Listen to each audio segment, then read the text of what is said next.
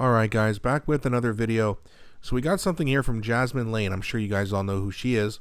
So she posted this on X. It says, when do Canadians start being as upset about homelessness, food insecurity, crime, high taxes, with little to no show for it, as they were about Donald Trump's tariffs? If y'all could channel the same anti-Trump rage into the above, our country would be in a far better shape. And that's true, right? There's so many issues here in Canada, and everyone's worried about Orange Man bad. So let's have a look at what Jasmine's got to say. It's about 52 seconds long, and then we'll talk about it after like usual. Disturbing bills.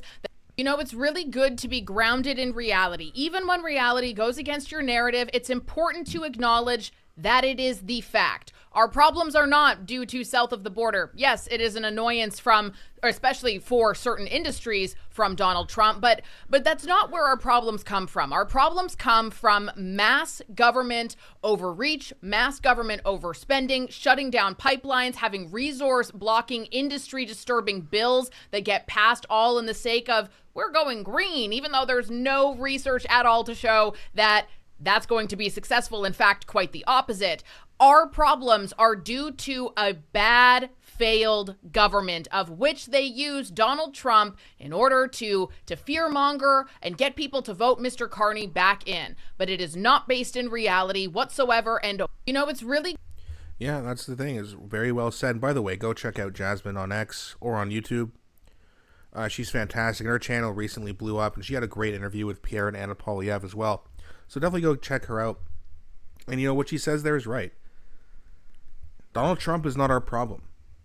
Horrific government policies is our problem. Homelessness, food insecurity, crime, high taxes, and nothing to show for it. She's absolutely right. All this climate hysteria, and there's no evidence to suggest that they're going to do anything to stop it. Not to mention, how much can you really do considering all the coal plants in places like China, Russia, India, the United States? Canada's not going to be able to change anything on their own.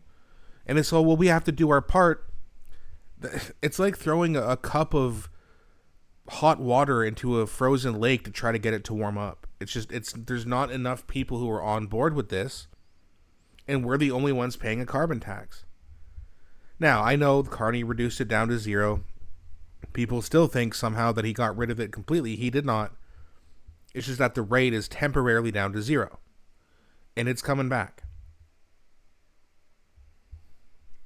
And now you're going to have way more taxes. You're not going to get a rebate either, by the way.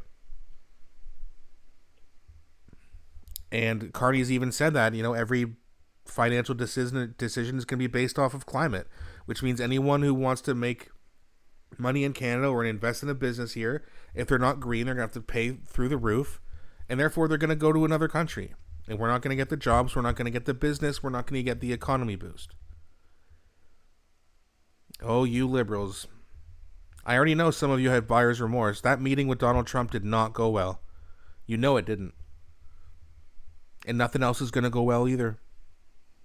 But hey, elbows up. You get what you vote for. And like I said in my last video and in many other videos, I don't want to hear any complaining. If you didn't vote, or if you vote liberal, no complaining. Or if I hear you complain, I'm going to laugh at you. I understood the whole, hey, I'm not going to vote because I don't think that any of these politicians care about us. Fine. But right now, there is clearly a party that is way worse than the other. And that party that's worse is the Liberal Party. Infiltrated by the WEF, and now we have a globalist central banker as our prime minister, who even admitted at a WEF conference that he was European. I mean, my God. So I understood, if the conservatives were just as bad, I could see it. And people say, well, I bet they would be. Well, the only thing you could say about that is maybe. They haven't been in power for over a decade. So if you decided to stay home and not vote for Pierre or his member of parliament represented on the ballot, then you don't get to complain about rent prices or the fact that you'll never own a house or that you lost your job. I hope it doesn't happen to you. But if it does, don't complain. Learn from it and vote better next time. And hopefully we have an election very soon. But who knows? So again, this whole, if you vote, if you don't vote, you can't complain. I agree. I didn't agree with it before. I agree with it now because of the consequences and what's at stake. Also, if you voted Liberal, I don't want to hear you got your way 4 times in a row.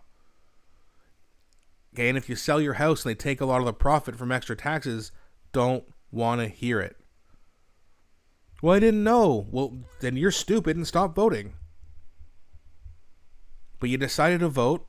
You vote for the wrong guy. You got what you wanted. Don't complain.